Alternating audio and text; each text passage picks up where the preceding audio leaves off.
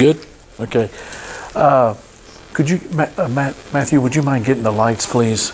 And I'm just going to kind of, well, I'm going to step to the back.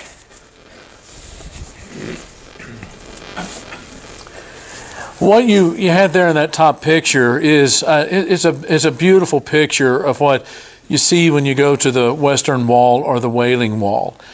And in those crevices and in those cracks are prayers that have been written down by both Jewish folk and Christian folk, and who have made their way to the Western Wall to pray. And they stick those prayers inside those cracks there, and as kind of commemorating that prayer request and their time at the wall.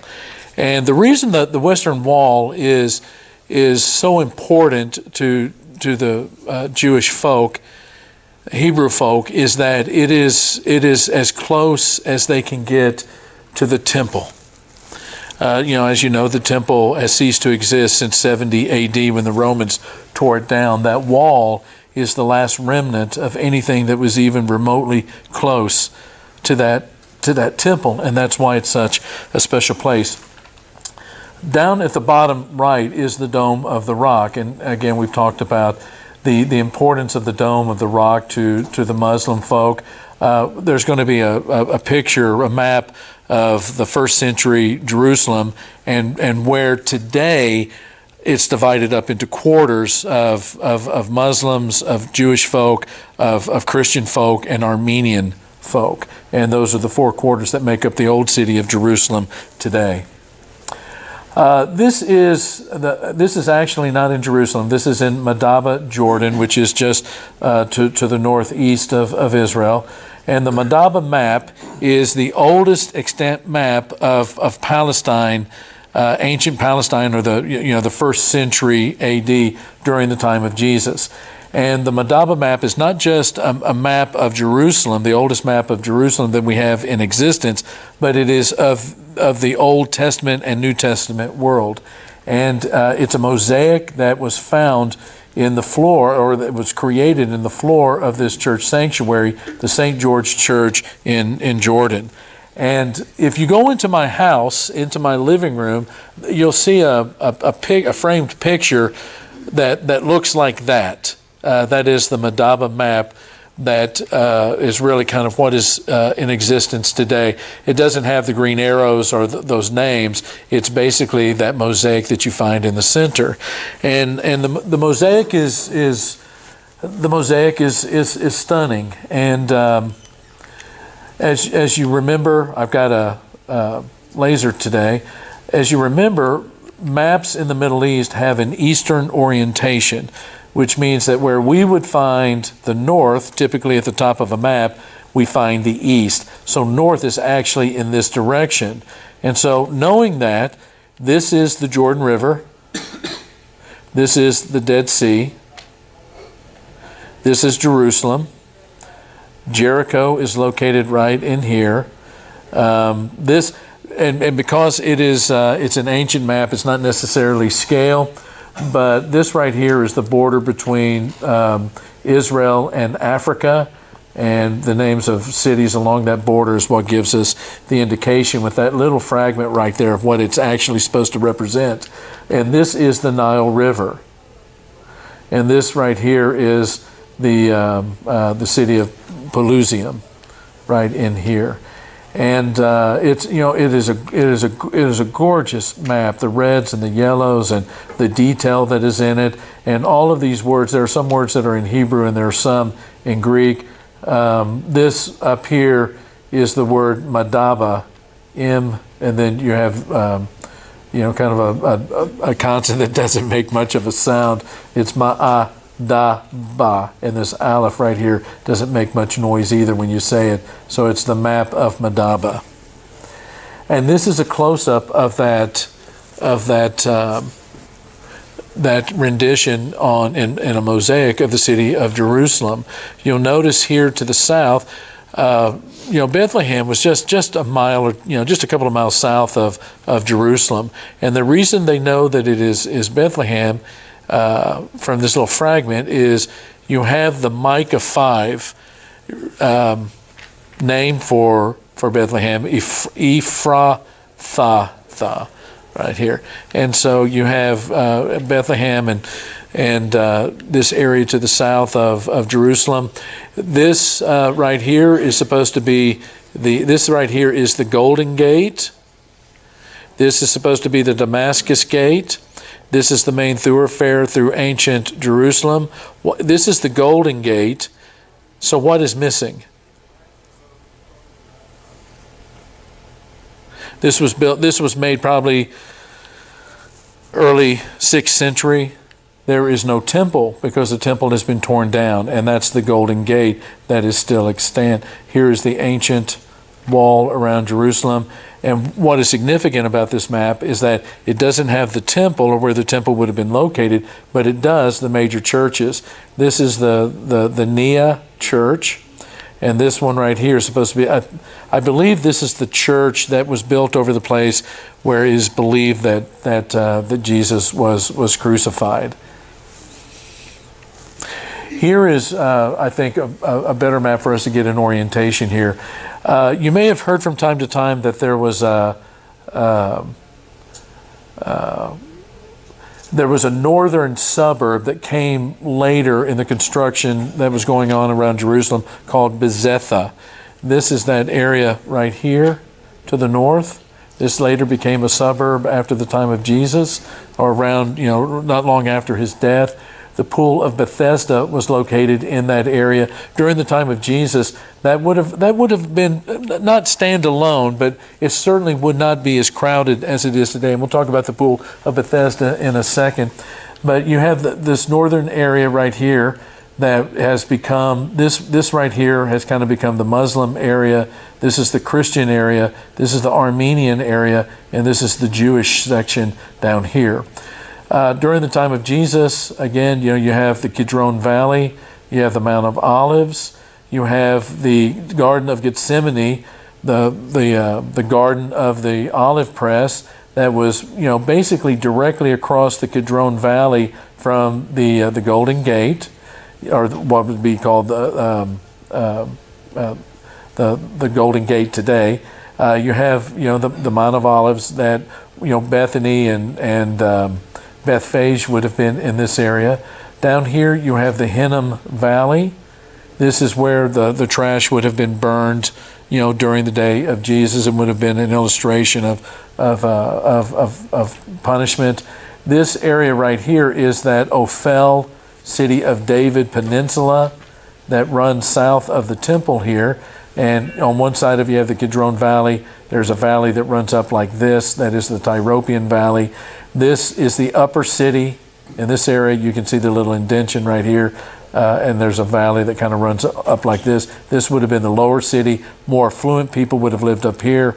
The less affluent people would have been here.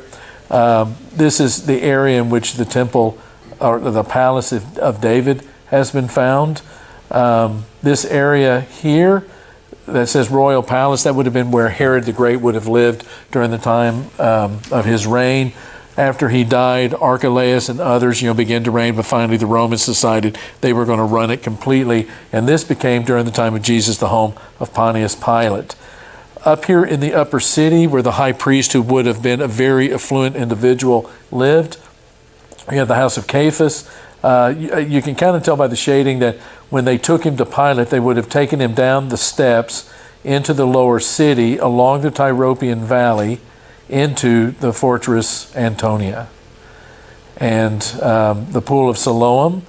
This pool right here, the Pool of Bethesda, means the house of mercy in Hebrew. The Pool of Siloam here in the south means the pool sent. And there's been a lot of speculation about what it meant for that to be the pool of sin. A lot of sermons have been written, because that's the pool where Jesus sends the blind man to receive his sight in John 9. This pool up here, the Pool of Bethesda, that is the place in John 5 where, the waters, the angel stirs up the waters, and the first one in gets healed, and that's where in John 5, the guy that has been there for 38 years but has not been healed yet, this is the pool where all of that takes place in John chapter 5. one of the real treats, I think, when you go to Jerusalem these days that they didn't have when the pilgrimages began, centuries and centuries and centuries ago, is that you have a scale model of the city of Jerusalem during the time of Jesus, and because it's getting to be an old model. There are some inaccuracies that are, a piece of it these days, but you can get an idea of the scale of it. Here's an individual that is seated on a bench overlooking, the model of the city of Jerusalem. So right along here, this is where you have the Kidron Valley. Here's the Temple Mount and the Temple Wall and the temple itself. Down here at the bottom, all of this, and if you look at pictures of Jerusalem prior to 68, all of this was under dirt. I mean, there was dirt all the way up to, nearly to the top here. And once they began to excavate, they began to discover all kinds of things under that dirt. For instance, in this area right here, and we'll see those when we talk specifically about the Temple Mount, they have what are known as mikvahs. And mikvah is, or mikvaot, which is the plural, is the Hebrew baptistries. And, baptism was a part of the Hebrew religion. There was, the prophets talked about, the cleansing, and, baptisms were purification rites, and they were small little compartments, stone compartments, with water that, there was they were filled with water, but water would drip into it because it needed to be living water. And if water was moving, then it was living water. You would take off all of your clothes, then you would go into this private mikvah bath and immerse yourself and baptize yourself, and that would become, part of the purification route. And it's probably in it's probably in this area where lots of people were baptized on the day of Pentecost. You also see right here, there are 2 gates and 2 gates. These are the Huldah gates. And there is a bit of an inaccuracy. There's a triple gate. There's actually 3 here and 2 there. The 3 were the way that you would go up to the steps and enter the temple platform. And the 2 were where you would come down and come out and exit the temple area. And they're actually a little bit closer together than that. In real life, you'll see that when we come to this area of Jerusalem. Also, this area right here, it's not nearly as flat and open as it appears here. Not only do you have the mikvahs, but you have these steps, and the steps are not necessarily, the steps are not the kind of steps that we would be used to in the sense of every step being uniform. These steps are not uniform, and there's a bit of a theology behind that nobody just runs up to God without thinking. And so the steps were put together in such a way that you didn't run up them. You walked up the steps, and you had to think about the fact that you were taking these steps up to meet God. And it was a way of helping your mind to be focused on coming into the presence of God. The palace of David is in this area here. You can see how the Ophel, it comes down like Florida, basically.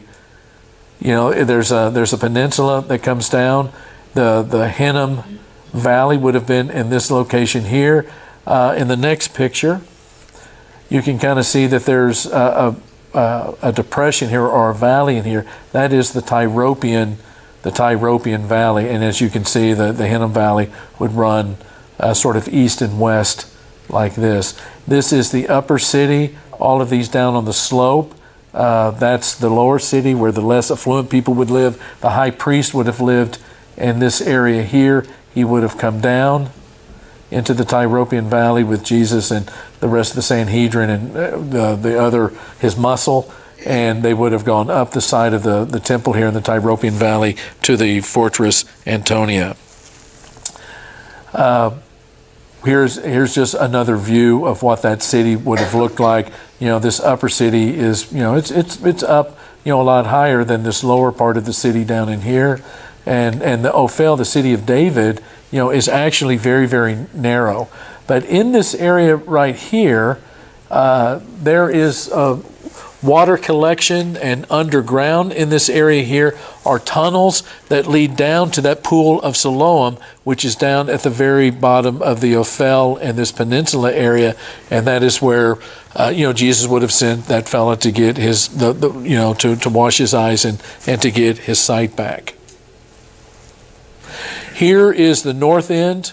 If you go back to this picture here, you see there's a valley on this side of the temple. There's a valley on the other side of the temple. You go to this picture, the fortress Antonia is on the north side. The only way that this temple could have been expanded, this temple area could have been extended, was to build it to the south. And that's why it's not square, it's rectangular. And that's why the temple was probably not at the very center of the rectangle, but up towards the north end, because that was the place where the temple was located. He just extended the platform to the south in order to get more people up there. And, and there was no way they were going to be able to build to the north, because the Romans learned very early, how to deal with rambunctious people. The Jews being just one set of folk that were given to rebellion from time to time. But as you can see, they built this thing right up next to the Temple Mount. And the reason, the Romans thought that the Temple Mount looked like a fortress, and it does. It looks like a gigantic fortress. And it with valleys on two sides of it, in many ways, it would be hard to penetrate that thing. And they built these towers.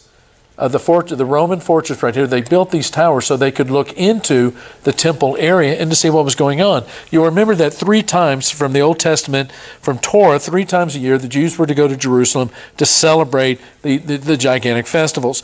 During the Roman occupation time, the idea of being a conquered people and the Romans and all of that, it just sort of fed this desire for there to be the Messiah. The Messiah is going to come. And these festivals, Passover, the Feast of Booths and all of that all became an opportunity for the Jewish people to come together, and there was great anticipation that the Messiah was coming. The Messiah was coming. So they would get together, they would celebrate these festivals, they would get excited with the talk of Messiah and the idea of the Messiah coming, and the Romans were looking down into the Temple Mount to see what was going on when the people would begin to cheer and to sing and to do all of the things that are sort of inherent in a rebellion. And that is why they built that fortress there, was to be able to respond to anything that would disrupt the Roman peace. And as we've talked about before, the Romans, they didn't care if they worshiped God Yahweh or the God of trees or the God of rocks, as long as it was peaceful and they didn't try to throw off the heavy hand of their conquerors. And so whenever it looked like the Roman peace was going to be disturbed, that's when Rome would begin to go. They were at like DEFCON 3 at that point, waiting for something to happen. But this right here is the Pool of Bethesda. There was a south pool and there was a north pool. Right here is a gate that will be significant in just a minute. Jerusalem is a city of gates, of ancient gates, and they're beautiful gates, and they all have some significance to them. This gate right here, there's a gate up here called Herod's Gate. There's a gate right here called the Lion's Gate or Stephen's Gate. There's debate as to where the Sheep Gate was. Were the sheep who were brought into the temple to be sacrificed, was it right here? Some people think that they were watered here. I don't think the Pool of Bethesda was a place where you would have watered sheep. I could be wrong on that, but it doesn't seem like that kind of a place to me, especially because right here, during the time of Hadrian, who was emperor of Rome in the early 200s, early 3rd century, there was a sort of a temple to Asclepius because of the healing properties in this area of the water and all of that. This was probably not a place that they were going to bring sheep. They were either bringing them from here, out of Bethlehem, into the temple area or they were bringing them here. Whether or not they used these pools to water the sheep, to me that's debatable. You know, when we were ranching, you know, we didn't want to drink the water or get into the water when the cows were in the water. That was not good. And so, you know, there's some doubt in my mind that that's actually, you know, what part of that pool was for. But it did have some. John 5 tells us that, you know, there were people that would sit around this pool waiting for the water to be troubled so that first one in could be healed.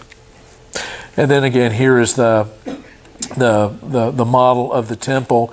Again, it's you know, today you can see it's rectangular. The Golden Gate right here is more in this area. This end is extended down some, and we would be standing, scale-wise, we would be standing at the top of the Mount of Olives from this position where this picture was taken. This is basically the city, the shape of the city during the time of Jesus, with the exception of the city of David that would come down like this, and the lower city. But these are the gates of the walls of the first century. This would have been the Temple Mount. This right here is the Muslim quarter of Jerusalem today, and they are in control. I don't know why on this map they made it a different color. They could have just let you see the shape there, but this should be green. They are in charge of the Temple Mount. In fact, when you go on the Temple Mount, you have to go through security, and they check you to make sure that, you know, you're not carrying any kind of a weapon, and, you know, they check your bags and everything. But this is taken over and controlled by a Muslim folk. This is the Christian section. This is Armenian. Some people ask, how big is this Jerusalem during this period of time? This area right here is probably less than a third of a square mile. So it's not huge, you know, and it's not the biggest of the sections. And then this would be the Jewish section today. And again, the Ophel would come down like this. And this section right here is the Western Wall. You're actually standing, you know, in this Jewish section right here, facing this wall. And this is as close as you can get in Jewish worship to where the temple actually was located. And that's why it's one of the most important, you know, most revered places in Judaism. But you can see it's a city of gates. You have the Jaffa Gate. You have and the Jaffa is just in our Bibles it's Joppa. Joppa is the Latinized version of Jaffa, and Jaffa is where Tel Aviv is located, and it would be heading out to the west, the Mediterranean out here, and the city, you know, this gate would have been the one that Jonah, for instance, would have split to go to Joppa, or to, you know, that area to get away from God, who had called him to go all the way over here to Nineveh. This gate right here, number 2, is the Zion Gate. We'll see a picture of it, and that was a pretty important gate during the 1948 War of Independence. It is shot. Number 3 is the Dung Gate. As people were, this is the gate that people would have gone through to head down to the valley of Hinnom. This is the Golden Gate. Number 5 is the Lion's Gate. It's also known as Stephen's Gate. We'll talk about that in a second when we put it up here on the screen. But the Pool of Bethesda would be about right here. This would have been the Lion's Gate. This up here, number 6, is the Herod Gate. And again, that's a much debated gate as well. It's also called among the Muslims the Gate of the Flowers. And the people that are buried in the cemetery outside of this gate are the ones that are going to be expected to come back to life at some point. Gate number 7 is the Damascus Gate, a very significant gate too when you're in Israel and you're looking at the different sites. And then this is the New Gate to pieces. And this was a gate that during the War of Independence in 1948, you know, there were some very heavy battle skirmishes. In fact, there's you know, you see pictures from time to time of Israeli soldiers coming out of this gate, you know, when the battle has ended. And as you can see, you know, there was quite a firefight in this area. This is the Dung Gate. This is one of those gates that this is a gate that goes way, way, way back. And, camels came through this gate, and donkeys came through this gate, and horses and carts came through this gate, and now Mercedes come through this gate. And, it's a typical, car, a gate that cars will drive through.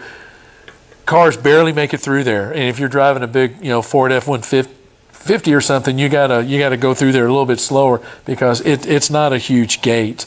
But again, you think about, I'm driving my modern 21st century car through a gate that goes back 2,000 years. And, that's part of the sense that you get when you're in Jerusalem. Somebody asked in the earlier class if the folks in Jerusalem have a sense of the city they live in. Absolutely. I think they do. Mainly because, they're having to fight to keep their feet in it. But more than anything else, when you live in Jerusalem, whether it's the old city or the outskirts of the old city and the new portions of it, the more modern portions of it, there's stuff all around you. We were walking down a street one day back in 1999, and a guy who was a good friend of mine stopped us. He wanted us to see the Albright Institute, which was a famous, archaeological and academic, center for studies in the Orient, in the East. And so we got to see this really famous place, and they said, look to the left of it, and you see that big dumpster right there? And there's this dumpster, right? I mean, just dirty, filthy, dumpster like we have here in the United States. He goes, look behind it, and there was a stone that was probably about half the size of this wall. And he said, and I forgot which one it was, but he said, yeah, that's one of the ancient walls, or a piece of the ancient wall around Jerusalem. And behind every dumpster is something of significance in this city. And, you drive through all of this history, and it is an amazing thing. Here's the Golden Gate. We talked about that more last week, but here's the cemetery that was planned. The gate has been closed in. Here's the cemetery that was put in front of it as you're going up. We're standing on the Mount of Olives. We've gone down into the Kidron Valley, and now we come up. This is where that cemetery is. And as the rabbis taught, there was this expectation that the Messiah would present himself either coming from the sky in judgment or in salvation and forgiveness by going on an animal through the Golden Gate. And the Muslim folk closed that in and then put a cemetery in front of it so that if the Messiah were to show up today, and they're thinking he could not show himself in the temple because the temple's not there, he cannot go through the Golden Gate because it's closed up. But even if he were able to get through it, he would be unclean and would not be able to go into the temple because he's walked through a cemetery. And that's part of the games, the religious political games that are played in Israel today. This is the Lion's Gate, and this is the one that was just to the north of the Temple Mount. And this gate right here, there's a legend behind it. This is not the original gate. It was rebuilt, and it was rebuilt by a Muslim. The Muslim had a dream that he was being eaten by lions unless he did something to save the city. His dream interpreters were called in, and they said, okay, the God of the Jewish people, they're going to destroy you if you destroy this city or allow this city to be destroyed. And so one of the stories is that he built this in response to how they interpreted the dream, and these are the lions that he saw. In some ways, it makes sort of sense because Jerusalem is the city of Judah, and what is the symbol for Judah? The lion. And again, there's lots of urban myths and legends that surround every aspect of Jerusalem. But one of the things that's interesting about this gate is its proximity to the temple, and it is believed that this is the gate. This is the area where Stephen was yanked out and stoned in Acts, at the beginning of Acts in Acts 7. This is why it's also called Stephen's Gate, because this is the gate in which Stephen was pulled out, and he was stoned to death. And who was there holding the coats of the people that were stoning him? Saul, who later became Paul. And again, here's these gates look massive, but look, this is a Camry trying to go through this gate, and you can see how narrow it really is when these cars are trying to go through it. This is the Herod Antipas gate, not Herod the Great. This is actually straight north of the Temple Mount. Where Herod, his father, lived would have been straight to the west, near where the Jaffa Gate is. This gate, though, is where would lead to the place where Herod Antipas lived. And you'll remember in Luke chapter 23, Pilate sends Jesus to Herod Antipas. Jesus would have been taken through this area to the presence of Herod Antipas and then sent back to Pilate this same way. And again, another one of the famous gates in this area. And here is my favorite. This is the Damascus Gate. And this is the gate that when you leave it, you're on the road that leads to where? Damascus, right? During the time of Jesus, this was the gate. This is the actual gate during the time of Jesus. With all of the Crusader wars and, the Crusaders in charge, and then the Muslims in charge, and, there's all kinds of things have been built and moved and changed and everything from a military strategical standpoint, and things have been enlarged. And this gate, because of where it's located in the city, would have been enlarged, and you can see this was a gate this is a part of the wall that you can see with the difference of the stones. Right here, you can see, these ashlar right here are very square. These down here, are not. There's different pieces of history represented in these stones going all the way back to the 13th century and the Crusades and all of that.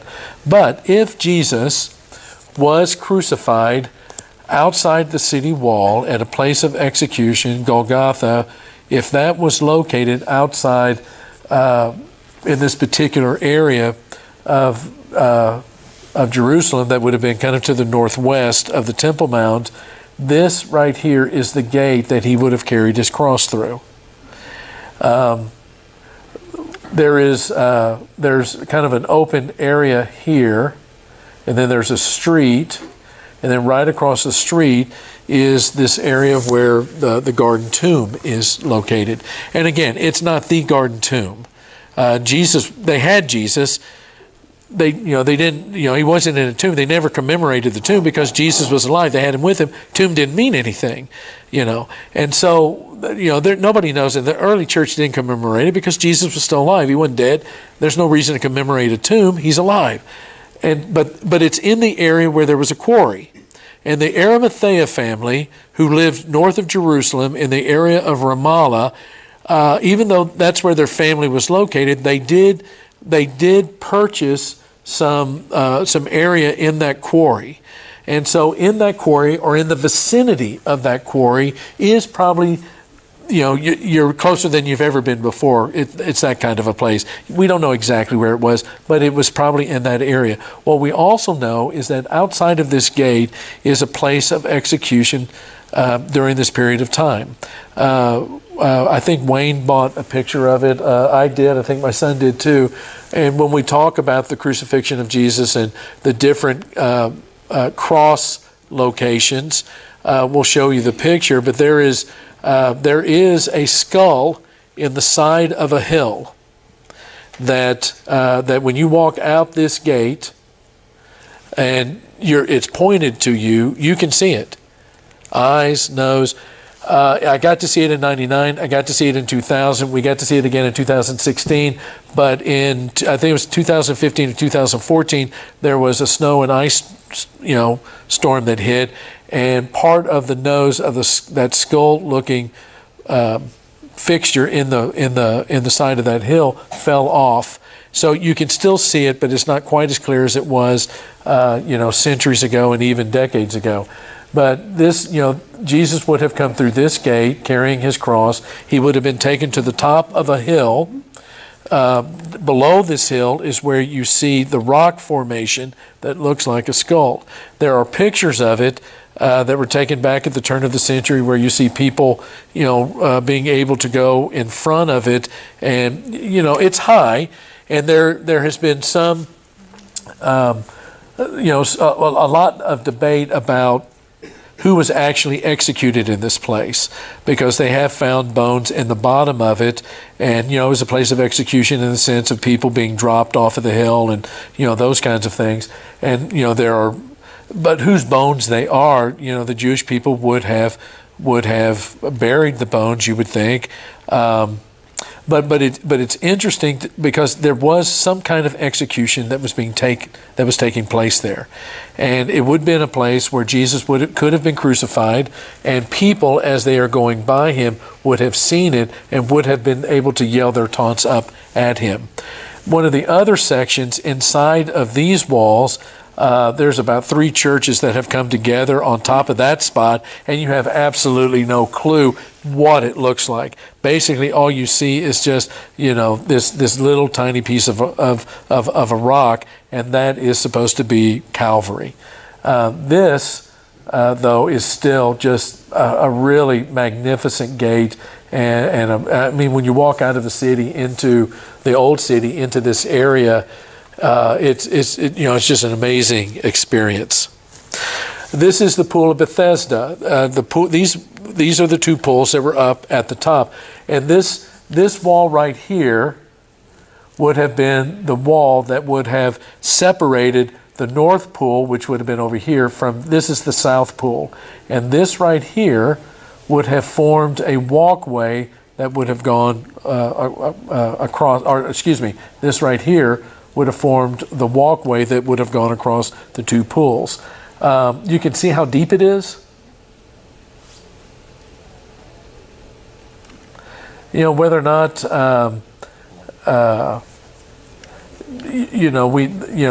we have questions about this area right here. What exactly was done here, because it doesn't look as wide as it should. But this is the Pool of Bethesda. You can see absolutely a deep place.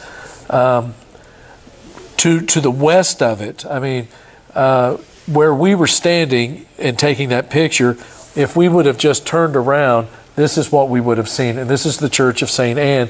And the Church of St. Anne is basically in the area where that temple to Asclepius would have been found. And this, out of all of the churches that you visit in Israel, this one is my favorite. St. Anne is the mother of Mary. Mary, it is said, was born in Jerusalem. Anne was her mother. This is also referred, this area is the place where Mary was born. And when you go into this place, I mean, this is not ornate at all. It just is so solid. And when you go into it, it is basically just stone. And so when we go, we look around, and if we basically have the place to ourselves, we sing each verse of the doxology and hesitate to hear the echo in this place.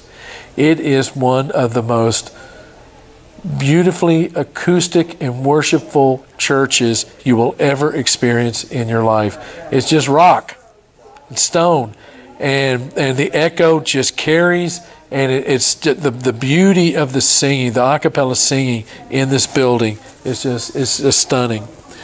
This is the Pool of Siloam. This would have been the place where Jesus sent the guy who was born blind in John 9. This is where he would have washed his eyes, come back seeing.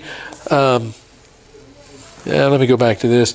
I don't have really good pictures that would give you a sense.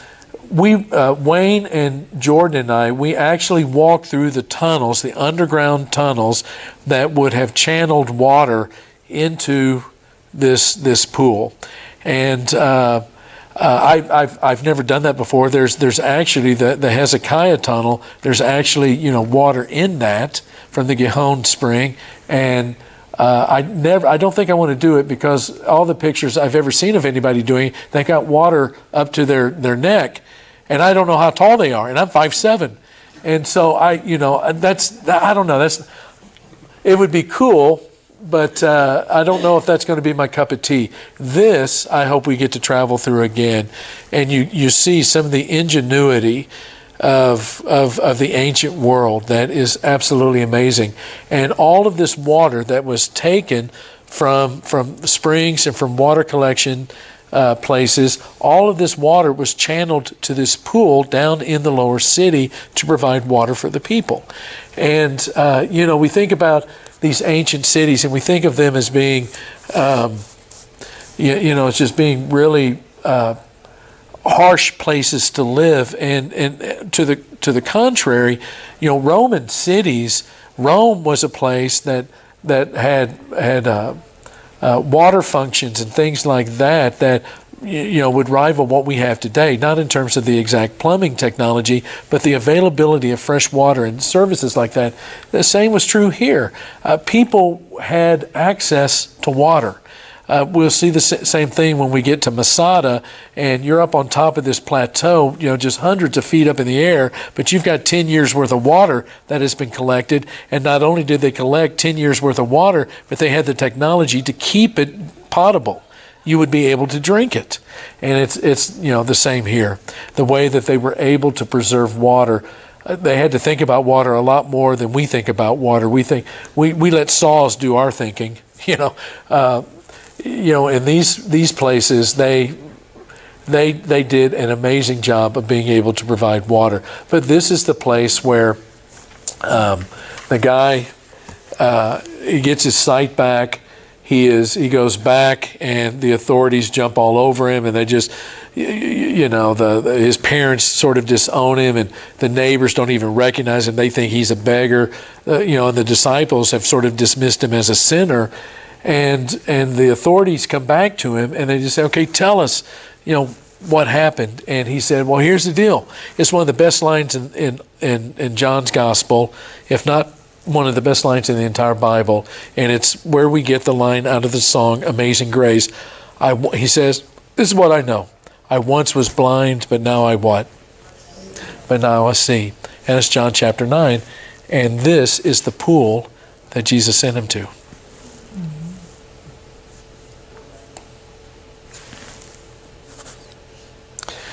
And we will see you on Sunday morning.